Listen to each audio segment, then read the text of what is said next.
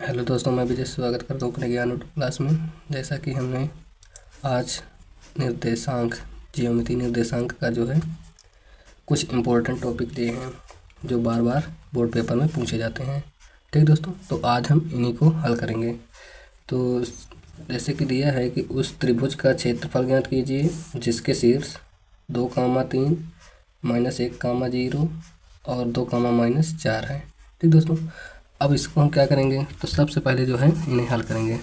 ठीक है दोस्तों, ध्यान से देखिए। सबसे पहले लिखेंगे हल। ठीक है दोस्तों, अब हल लिखने के बाद क्या करेंगे, इनको सभी को जो है हम लिख लेते हैं। बिंदु लिखेंगे, मान लेते हैं ए बिंदु जो है 2, 3, बी बिंदु जो है -1, 0, सी बिंदु 2, -4। ठीक दोस्तों, अब इतना करने के बाद अब हम इन सभी को जो है मान लेते हैं। इसे मान लेते हैं x1, इसे मान लेते हैं y1, x2, y2, x3, y3। अब हम क्या करेंगे, इन सभी को जो है हम यहाँ लिख लेंगे। x1 का मान क्या है, x1 का मान दिया है तो y1 का मान 3, x2 का मान -1, y2 का मान 0, x3 का मान 2, y3 का मान -4। ठीक दोस्तों, अब ये सभी मान जो है हमको दिया हुआ है। अब क्या करेंगे, अब इन सभी को जो है हम हल कर लेते हैं। अब हमारा देखिए त्रिभुज के शीर्ष हैं, तो त्रिभुज का क्षेत्रफल का फार्मूला होता है। त्रिभुज का क्षेत्रफल का फार्मूला होता है, क्या होता है, लिखेंगे ABC। तो लिखेंगे त्रिभुज ABC का क्षेत्रफल। अब त्रिभुज ABC का क्षेत्रफल होता है 1/2, 1/2। फिर होता है कोष्ठक x1 y2 y3 plus x2। फिर इसके बाद होता है y3 y1 x3 y1 y2 कोष्ठक बंद। ठीक है दोस्तों, अब ये होता जो है हमारा त्रिभुज का क्षेत्रफल। अब इतना करने के बाद अब हम क्या करेंगे, देखिए इसे याद कैसे करेंगे। एक कोष्ठक में देखिए 2, 3 को मिलाएंगे तो 23, 3, 1 को मिलाएंगे 31, 1, 2 को मिलाएंगे तो 12। इससे को याद कर सकते हैं 23, 31, 12। ठीक है दोस्तों, अब क्या करेंगे, सभी मान को जो है इसमें रख लेंगे। चलिए रख लेते हैं 1/2 कोष्ठक। x1 का मान क्या है, x1 का मान 2 है, 2 रख देंगे। y2 का मान 0, y3 का मान -4, तो -4 रख देंगे। प्लस x2 का मान -1, y3 का मान क्या है, y3 का मान -4, y1 का मान क्या है 3, प्लस x3 का मान 2, y1 का मान 3, y2 का मान 0। ठीक है दोस्तों, अब इन्हें क्या करेंगे, सॉल्व कर लेंगे। 1/2 माइनस माइनस प्लस हो जाएगा, 4 दूनी 8 हो जाएगा, प्लस माइनस का माइनस हो जाएगा, 4 3 जुड़ेगा 7 हो जाएगा, माइनस का 7, और जब माइनस माइनस क्या हो जाएगा, प्लस हो जाएगा, और 2 3 6। ठीक है दोस्तों, 1/2, 8 7 15, 15 6 कितना हो जाएगा 21।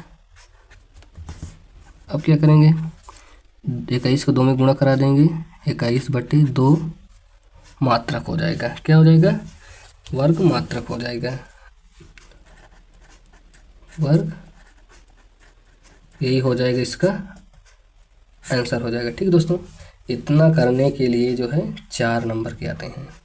ठीक है दोस्तों, अब इसी तरह के जो है मान लिया जाए आपको दे दिया जाए के का मान ज्ञात करना है, एक्स का मान ज्ञात करना है, तो आपको क्या करना है, इसके बगल में जीरो लगा देना, बराबर में जीरो कर देना बस। ठीक है दोस्तों, चलिए उसको भी करते हैं।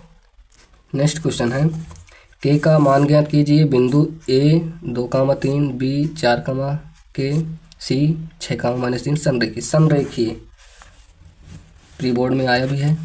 तो संरेखीय बोले तो आपको कुछ नहीं करना है, बराबर में जीरो लगा देना है, इसके बराबर में क्या कर देना है, जीरो लगा देना है और कुछ नहीं करना है। त्रिभुज का क्षेत्रफल करे तो बराबर जीरो नहीं लगाना है। ठीक है दोस्तों, अब इसको कैसे हल करेंगे, तो सबसे पहले लिखेंगे हल लिखने के बाद सभी को लिख लेंगे।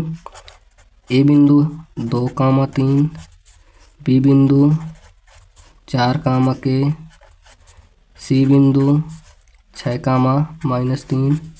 ठीक है दोस्तों, अब इनको क्या करेंगे, अब इनको जो है हम मान लेते हैं, वही प्रक्रिया x1 y1 x2 y2 x3 y3।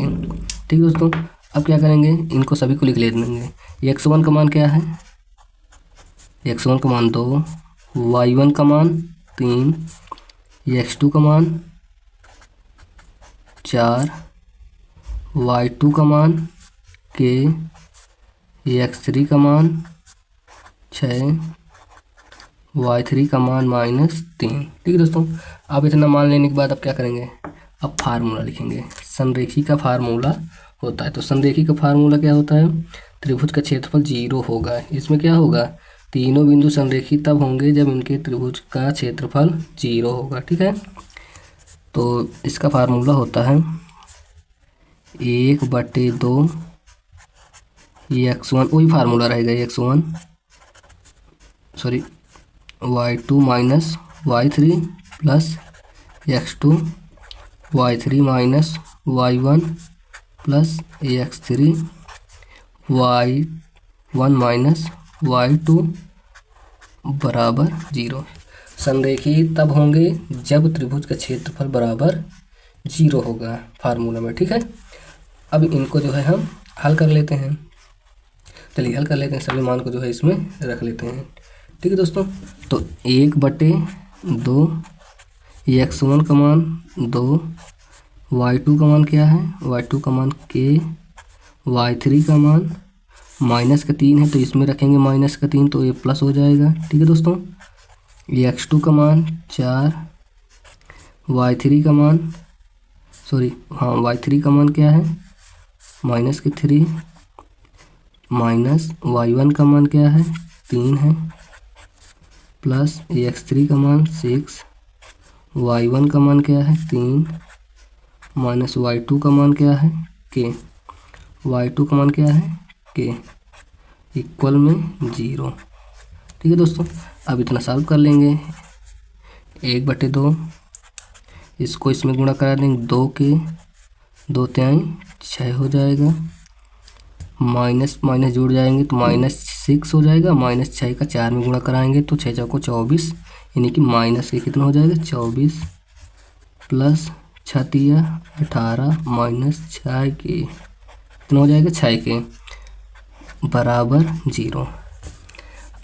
अब इसे जो है सॉल्व करते हैं। 1/2 2 के -6 के, -6 के में से 2 के घटेगा तो कितना बचेगा -4 के, 18 और प्लस का 6 जोड़ेंगे तो कितना हो जाएगा 24, प्लस का कितना हो जाएगा 24, माइनस का कितना है 24 बराबर 0। तो माइनस प्लस कट गया तो 1/2 और गुणे -4 के बराबर 0। अब देखिए एक गुणा में है, इसे जो है हम काट देंगे तो ये कितना हो जाएगा 2 1 के 2, 2 दूनी 4, यानी कि -2 के इक्वल 0 और के बराबर माइनस में इधर आ जाएगा, डिवाइड में हो जाएगा। ठीक है दोस्तों, अब के का भाग जो है 0 में लगाएंगे तो 0 हो जाएगा, यानी कि के का मान क्या आ गया 0। ठीक है दोस्तों, तो इसे बोलेंगे संरेखीय हैं, इसे क्या बोलेंगे संरेखीय हैं। ठीक है दोस्तों, अब चलते हैं